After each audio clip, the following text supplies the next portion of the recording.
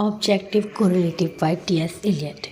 T.S. Eliot introduced the term objective correlative in his essay Hamlet and His Problems.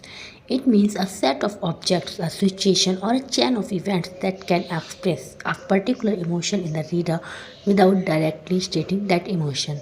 In simple words, instead of telling the emotion, the poet creates an image of situation that makes the reader feel that emotion automatically. Why Eliot introduced this idea? Eliot felt that many writers directly express emotions which can become vague or exaggerated.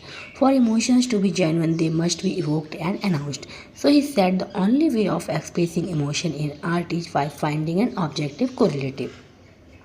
It connects emotion with external facts or objects. Emotion is not spoken, it is suggested through action, symbols, or scenes.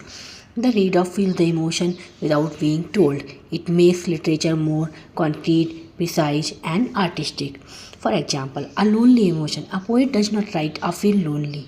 Instead, he writes an empty room, a broken chair, and a clock ticking in the dark. You will automatically feel loneliness through these images. This is objective correlative.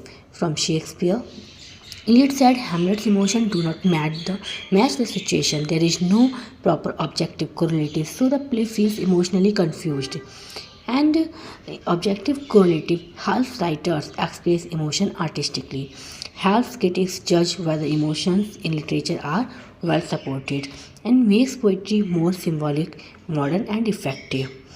In one line, objective correlative is the external equivalent of an internal emotion, objects, or situation that evoke the exact feeling in the reader.